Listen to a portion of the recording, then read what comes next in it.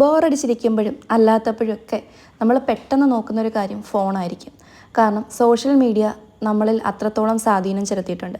നമ്മുടെ പ്രധാനപ്പെട്ട ഒരു എൻ്റർടൈൻമെൻറ്റായിട്ട് ഈ ഒരു സോഷ്യൽ മീഡിയ മാറിയിട്ടുണ്ട്. ഇത് ശരിയല്ലെന്നും ഇതിന് ഒരുപാട് ദോഷവശങ്ങളുണ്ടെന്നൊക്കെ നമുക്കറിയാം. പക്ഷേ എന്നാൽ പോലും നമ്മളല്ലാതാക്കി മാറ്റുന്ന കുറേ ദോഷവശങ്ങൾ സോഷ്യൽ മീഡിയയ്ക്കുണ്ട്. നമ്മുടെ ചിന്തകളെ നമ്മൾ നേരായിട്ട് ചിന്തിച്ചു കൊണ്ടിരിക്കുന്ന ഒരാളായിരുന്നെങ്കിൽ ആ നേരായ ചിന്തകളെ പോലും വഴി മാറ്റി വിടാനുള്ള പവർ സോഷ്യൽ മീഡിയയ്ക്കുണ്ട്. തെറ്റായ രീതികളിലേക്ക് നമ്മളെ പെട്ടെന്ന് നയിച്ചു വിടുന്നത് സോഷ്യൽ മീഡിയയാണ്. താൽക്കാലിക സന്തോഷത്തിന് വേണ്ടിയിട്ട് ഡിപ്പെൻഡ് ചെയ്യുന്ന ഈ സോഷ്യൽ മീഡിയ കുറേ നാൾ കഴിയുമ്പോൾ നമ്മളെ ഡിപ്രഷനിലേക്കും നമ്മൾ ഇന്നാക്റ്റീവായിട്ട് ഒന്നിനും കൊള്ളാത്ത രീതിയിലേക്കും, അതേപോലെ ടൈം വേസ്റ്റിങ്, നമുക്ക് ഒരുപാട് കാര്യങ്ങൾ ചെയ്യാനുണ്ടാകും, ആ ടൈമെല്ലാം വേസ്റ്റ് ചെയ്യുന്നതും, അതേപോലെ നമ്മുടെ സ്വഭാവം അടിമുടി മാറ്റാനൊക്കെ ഈ സോഷ്യൽ മീഡിയയ്ക്ക് കഴിയാറുണ്ട്. സോഷ്യൽ മീഡിയയിൽ നമ്മൾ എപ്പോഴും കാണുന്ന ഒരു പ്രശ്നമാണ് മതവിഭാഗങ്ങൾ തമ്മിലുള്ള പ്രശ്നങ്ങൾ. ഒരു മതം മറ്റൊരു മതത്തിനെ പറയുന്നു, അവർ തിരിച്ചു പറയുന്നു, അതിനെതിരെ ട്രോള് വരുന്നു.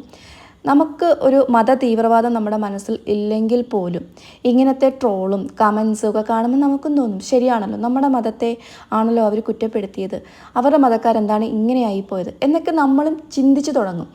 എത്ര നമ്മൾ നല്ല ചിന്തകളുള്ള ആളുകളാണെങ്കിലും ഏതെങ്കിലും ഒരു പോയിന്റിൽ ഏതെങ്കിലും ഒരു സംഭവമൊക്കെ കാണുമ്പോൾ നമ്മളും ചിന്തിച്ചു പോകും. പക്ഷേ നമുക്ക് നല്ല മനോബലമുള്ള ആളാണെങ്കിൽ നമ്മൾ അതിനെ ഓവർകം ചെയ്യും. ഇത് അവരുടെ മത തീവ്രവാദം കൊണ്ട് അവരങ്ങനെയൊക്കെ എഴുതി പിടിപ്പിക്കുന്നതാണ്, ഇതൊന്നും വിശ്വസിക്കാൻ പാടില്ല, അങ്ങനെ ബോൾഡായിട്ട് നിൽക്കുന്ന ആളുകളുമുണ്ട്. പക്ഷേ എങ്കിലും മനസ്സിൻ്റെ കോണിൽ ഇങ്ങനെ കിടക്കും, ഇത് അങ്ങനെ ആണോ എന്നൊക്കെ ഒരു കാര്യങ്ങളുണ്ട്. അപ്പം മതം എന്ന് പറയുന്നത് ഏറ്റവും വലിയൊരു ആയുധമാണ്. ആ ആയുധം ശരിക്കും ഒരു ആയുധമായി തുടങ്ങിയത് ഈ രാജ്യങ്ങളിലെല്ലാം തന്നെ ആയുധമായി തുടങ്ങിയത് ഫേസ്ബുക്ക് പോലെയുള്ള സോഷ്യൽ മീഡിയാസ് വന്ന ശേഷമാണ്. അതിനു മുമ്പ് അത്രയും പ്രശ്നങ്ങളൊന്നും ഇല്ലായിരുന്നു. ഇപ്പോഴാണ് എല്ലാവരും അങ്ങോട്ടും ഇങ്ങോട്ടും പരസ്പരം കമൻറ്റും ട്രോളും. സോഷ്യൽ മീഡിയ തുറന്നു കഴിഞ്ഞാൽ തന്നെ നമുക്ക് മത തീവ്രവാദമാണ് കാണാൻ പറ്റുന്നത്. അത് നമ്മുടെ സ്വഭാവത്തെയും നമ്മുടെ ഓപ്പോസിറ്റ് ഇതിലുള്ള മതത്തിലുള്ള ആളുകളായിരിക്കും നമ്മളുടെ ഫ്രണ്ട്സ്, അവരോട് പോലും ദേഷ്യം തോന്നുന്ന രീതിയിൽ അല്ലെങ്കിൽ അവരുമായിട്ട് നമ്മൾ തർക്കത്തിൽ ഏർപ്പെടുക, ഇതൊക്കെ ഈ ഒരു സോഷ്യൽ മീഡിയ കാരണമാവാറുണ്ട്. അപ്പോൾ നമ്മുടെ മനസ്സിൽ നമ്മളെപ്പോഴും കുറച്ച് ഇറിറ്റേറ്റഡ് ആകും. അതാണ് സോഷ്യൽ മീഡിയയുടെ ഒരു പ്രശ്നം. രണ്ടാമത്തെ പ്രശ്നം പൊളിറ്റിക്സാണ്. ഓരോ ആളുകൾക്കും രാഷ്ട്രീയപരമായിട്ട് പല ചിന്തകളുണ്ടാകും. പക്ഷേ അങ്ങോട്ടും ഇങ്ങോട്ടും രാഷ്ട്രീയപരമായ ട്രോളും കമൻസും ഒക്കെ കാണുമ്പോൾ നമുക്കും ദേഷ്യം തോന്നും. ആ ഒരു ദേഷ്യം പലപ്പോഴും നമ്മുടെ അടുത്ത സുഹൃത്തുക്കളോട് വരെ അടിയാവാനും, അല്ലെങ്കിൽ സോഷ്യൽ മീഡിയയിൽ നമ്മൾ ദിവസവും നമ്മുടെ ചിന്തകളൊക്കെ എഴുതിയിടുമ്പോൾ അതിനെതിരെ ആളുകൾ സംസാരിക്കുമ്പോൾ നമ്മൾ ഇറിറ്റേറ്റഡ് ആവുക, അങ്ങനെ എപ്പോഴും ദേഷ്യം ഉള്ള ഒരു ക്യാരക്ടറിലേക്ക് നമ്മൾ പോയി തുടങ്ങും. ചുരുക്കത്തിൽ നമ്മളെ ഒരു ടോക്സിക് മൈൻഡായിട്ട് മാറ്റിയെടുക്കും. പല ആളുകളും ഈ ഒരു ടോക്സിക് മൈൻഡ് മാറ്റാൻ വേണ്ടിയിട്ട് കുറച്ച് നാളത്തേക്ക് ഡീടോക്സിഫിക്കേഷൻ എന്ന് പറഞ്ഞിട്ട് സോഷ്യൽ മീഡിയ എല്ലാം അൺഇൻസ്റ്റാൾ ചെയ്തു പോകും. അത് എന്നേക്കുമായിട്ട് അൺഇൻസ്റ്റാൾ ചെയ്തു പോകുന്നവർ രക്ഷപ്പെടും. ഒരു 2-3 ആഴ്ച കഴിഞ്ഞിട്ട് വീണ്ടും തിരിച്ച് ഇൻസ്റ്റാൾ ചെയ്ത് കഴിഞ്ഞാൽ വീണ്ടും നമ്മളുടെ മൈൻഡ് പഴയതുപോലെ ആകും. അതുകൊണ്ട് യാതൊരു യൂസും ഉണ്ടാവുന്നില്ല. അടുത്തത് സോഷ്യൽ മീഡിയ പ്രധാനമായിട്ടും ബാധിക്കുന്നത് കുട്ടികളെയാണ്. അതായത് പഠിക്കാനുള്ള ഇൻട്രസ്റ്റ് കംപ്ലീറ്റ്ലി പോകാൻ വേണ്ടിയിട്ട് ഈ സോഷ്യൽ മീഡിയ കാരണമാവാറുണ്ട്. എപ്പോൾ നോക്കിയാലും നമ്മൾ ഫോൺ യൂസ് ചെയ്തതിന് കുട്ടികളെ വഴക്ക് പറയുമല്ലോ. എന്തുകൊണ്ടാണ്? അതിൽ അവർക്ക് ഇങ്ങനെ കണ്ടിന്യൂ ചെയ്ത് വീഡിയോസ് വരും, അവർക്ക് കണ്ടുകൊണ്ടിരിക്കാൻ അതായിരിക്കും താല്പര്യം. അവരെ അഡിക്റ്റ് ആക്കിയത് നമ്മൾ തന്നെയാണ്. കാരണം ചിലപ്പോൾ കരയുമ്പോഴോ അല്ലെങ്കിൽ വഴക്കിടുമ്പോഴോ ഒന്നും മാറാൻ വേണ്ടിയിട്ടായിരിക്കും കുഞ്ഞുനാളിൽ ഫോൺ കൊടുത്തിട്ടുണ്ടാകുക. പക്ഷേ അത് കുട്ടികളിൽ അത് ഒഴിച്ചുകൂടാനാവാത്ത ഒരു കാര്യമായിട്ട് മാറുകയും അവരതിന് അഡിക്റ്റ് ആവുകയും ചെയ്യും. ഇത് കാരണം അവർക്ക് പഠിക്കാൻ ഒരു ഇൻട്രസ്റ്റും ഉണ്ടാവില്ല. കുറച്ച് പഠിച്ചാൽ പോലും ഉടനെ തന്നെ ഫോൺ എടുക്കാനുള്ള ടെൻഡൻസി ആയിരിക്കും ഉള്ളത്. മറ്റൊരു സോഷ്യൽ മീഡിയയുടെ പ്രശ്നമാണ്, സോഷ്യൽ മീഡിയയുടെ യൂസ് വന്ന ശേഷമാണ് ഏറ്റവും കൂടുതൽ റേപ്പ് നടക്കുന്നത്. റേപ്പാണെങ്കിലും മറ്റ് പീഡനങ്ങളാണെങ്കിലും എല്ലാം നടക്കുന്നത് സോഷ്യൽ മീഡിയ വന്ന ശേഷമാണെന്ന് ഉറപ്പായിട്ടും പറയാൻ കഴിയും. കാരണം പോൺ വീഡിയോസിൻ്റെ ഇൻഫ്ലുവൻസ് അത്രത്തോളം ഉണ്ട്. കുഞ്ഞു കുട്ടികൾ വരെ ഈ ഒരു പോൺ വീഡിയോസിന് അഡിക്റ്റഡ് ആയിട്ടുള്ളവരുണ്ട്.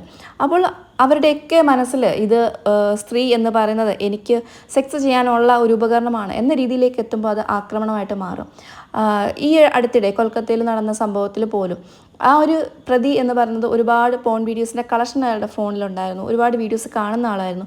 സോ അയാളൊരു മൃഗീയമായിട്ട് ആ പെൺകുട്ടിയെ കൊലപ്പെടുത്തുമ്പോൾ അയാളുടെ മൈൻഡിൽ മുഴുവൻ പോൺ വീഡിയോസിൻ്റെ എഫക്റ്റ് ആയിരുന്നു. ആ ഒരു ലെവലിൽ അല്ലെങ്കിൽ പോലും, ചെറിയ ലെവലിലാണെങ്കിൽ പോലും പോൺ വീഡിയോസ് പലപ്പോഴും സോഷ്യൽ മീഡിയയുടെ ഏറ്റവും ദുർമുഖമാണ്. മറ്റൊരു പ്രശ്നം, നമ്മൾക്ക് മറ്റുള്ള ആളുകളുടെ പ്രൈവസിയിലേക്ക് എത്തി നോക്കാനുള്ള ഇൻട്രസ്റ്റ് ഉണ്ടാവുക എന്നുള്ളതാണ്. പലപ്പോഴും നമ്മൾ കളിയാക്കില്ലേ, കുറച്ച് സ്ത്രീകൾ കാര്യങ്ങൾ പറയുമ്പോൾ അത് അയൽക്കൂട്ട ആളുകൾ, കുടുംബശ്രീ ആളുകൾ ഗോസിപ്പ് പറയുന്നു എന്നൊക്കെ പറഞ്ഞ് നമ്മൾ അവരെ കളിയാക്കി സംസാരിക്കാറുണ്ട്. ആക്ച്വലി നമ്മളും അത് ചെയ്യാറില്ലേ? നമ്മൾ ആ ലെവലല്ല ചെയ്യുന്നത്. നമ്മൾ മറ്റുള്ള ആളുകൾക്ക് സംസാരിച്ചിട്ടായിരിക്കത്തില്ല ചെയ്യുന്നത്. നമ്മൾ എന്ത് ചെയ്യും? സോഷ്യൽ മീഡിയയിൽ മറ്റുള്ളവരുടെ ജീവിതം എത്തി നോക്കാനായിട്ട് ആഗ്രഹിക്കും. അതുകൊണ്ടാണ് നിങ്ങൾ കണ്ടിന്യൂസ് ആയിട്ട് റീൽസ് കാണുന്നത്, അവരുടെ ലൈഫിൽ എന്ത് സംഭവിക്കുന്നു. അത് ഏറ്റവും പ്രധാനമാണ് യൂട്യൂബിലെ ഫാമിലി വ്ളോഗ്സ്. ഫാമിലി വ്ളോഗ്സിൽ പലപ്പോഴും അവരുടെ വീട്ടിൽ നടക്കുന്ന കാര്യങ്ങളാണ് കാണിക്കുന്നത്. അത് കാണാൻ ലക്ഷക്കണക്കിന് ആളുകളാണുള്ളത്. ഒരു കല്യാണമോ അല്ലെങ്കിൽ ഡെലിവറിയോ അതല്ലെങ്കിൽ മറ്റു കാര്യങ്ങളൊക്കെ കാണാൻ എന്തുമാത്രം ജനങ്ങളാണ് സോഷ്യൽ മീഡിയയിലുള്ളത്. കാരണം മറ്റുള്ളവരുടെ വീട്ടിൽ എന്ത് നടക്കുന്നു എന്ന് കാണാൻ ആകാംക്ഷ പൊതുവെ കൂടുതലാണ്. അപ്പോൾ ഇതൊരു നല്ല ക്യാരക്ടറാണെന്ന് എനിക്ക് തോന്നിയിട്ടില്ല. കാരണം നമ്മൾ മറ്റുള്ളവരുടെ കാര്യങ്ങൾ നോക്കി മാത്രം ജീവിച്ചാൽ പോരല്ലോ, നമ്മുടെ കാര്യങ്ങൾ നോക്കാൻ സമയം കണ്ടെത്തണ്ടേ? അപ്പോൾ അതൊരു ബാഡ് ഹാബിറ്റായിട്ട് നമുക്ക് മാറി തുടങ്ങും. മറ്റൊരു പ്രശ്നം, ഇവരുടെയൊക്കെ നല്ല ജീവിതങ്ങൾ മാത്രമായിരിക്കും സോഷ്യൽ മീഡിയയിൽ കാണിക്കുന്നത്. ഇത് കണ്ടിട്ട് നമ്മുടെ ലൈഫിൽ മാത്രമേ പ്രശ്നങ്ങൾ ഉള്ളൂ എന്ന് കരുതിയിട്ട് ഡിപ്രഷൻ ആവുന്ന ഒരുപാട് പേരുണ്ടാവും. പക്ഷേ അവരവരുടെ നല്ല സൈഡ് മാത്രമേ കാണിക്കുന്നുള്ളൂ എന്നുള്ളൊരു ചിന്ത നമുക്ക് വരുന്നില്ല. അതിൻ്റെ ഫലമായിട്ട് എൻ്റെ ജീവിതം കൊള്ളില്ല, എനിക്ക് പൈസയില്ല, എൻ്റെ വീട്ടിൽ പൈസയില്ല, എൻ്റെ വീട്ടിൽ ഹസ്ബൻഡിന് സ്നേഹമില്ല, പേരൻസിന് സ്നേഹമില്ല എന്നൊക്കെ ഓർത്ത് ഡിപ്രഷൻ അടിക്കുന്ന ഒരുപാട് ആളുകൾ നമുക്കിടയിലുണ്ട്. ഇതും നമ്മളുടെ മാനസികാവസ്ഥയെ ഒരുപാട് ബാധിക്കാറുണ്ട്.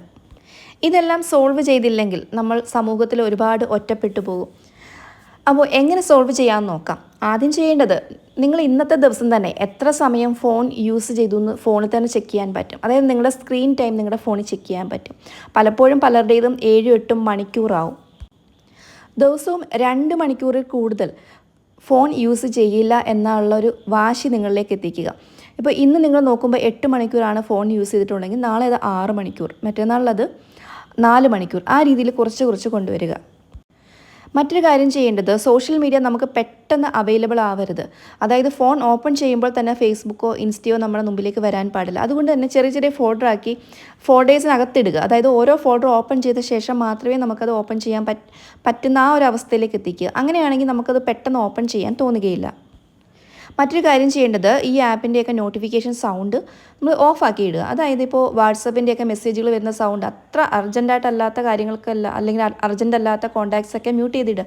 ഇപ്പോൾ ഗ്രൂപ്പ് മെസ്സേജുകൾ വരുന്നു, അതെല്ലാം മ്യൂട്ട് ചെയ്തിടുന്നതാണ് നല്ലത്. കാരണം ഓരോ മെസ്സേജുകളും വരുമ്പോൾ നമുക്ക് ഫോൺ എടുക്കാനുള്ള ടെൻഡൻസി കൂടും. അതേസമയം മ്യൂട്ട് ചെയ്തിട്ടിരുന്നാൽ നിങ്ങൾ അന്നത്തെ ദിവസം വൈകുന്നേരമോ ഒരു അരമണിക്കൂർ മാത്രം അതിനായിട്ട് മാറ്റി വെച്ചാൽ മതി. സ്ക്രീൻ ടൈം കുറയ്ക്കാൻ വേണ്ടിയിട്ട് നിങ്ങൾ മറ്റൊരു കാര്യം ചെയ്യാവുന്നത്, നിങ്ങളുടെ മൈൻഡിനെ ഡൈവേർട്ട് ചെയ്ത് വിടുക. അതായത് നിങ്ങൾ വേറെ എന്തെങ്കിലും ഹോബീസോ അല്ലെങ്കിൽ വേറെ എന്തെങ്കിലും കാര്യങ്ങളുണ്ടെങ്കിൽ അതിലേക്ക് സമയം ചെലവഴിക്കുക. പലർക്കും ഫോൺ നോക്കുന്നതായിരിക്കും ഏറ്റവും വലിയ ഹോബി. അത് ഹോബി അല്ല, അത് ദുശീലമാണ്. അത് ഒഴിവാക്കിയ ശേഷം നിങ്ങൾക്ക് ഇഷ്ടമുള്ള ഹോബിയിലേക്ക്, നിങ്ങൾക്ക് എഴുതാനാണ് ഇഷ്ടമെങ്കിൽ എഴുതുക, ബുക്സ് വായിക്കുക, അതല്ലെങ്കിൽ നിങ്ങൾക്ക് കൃഷി ചെയ്യാനാണ് താല്പര്യമെങ്കിൽ ചെറിയ കൃഷികൾ വൈകുന്നേരങ്ങളിൽ വീടുകളിൽ ചെയ്യുക.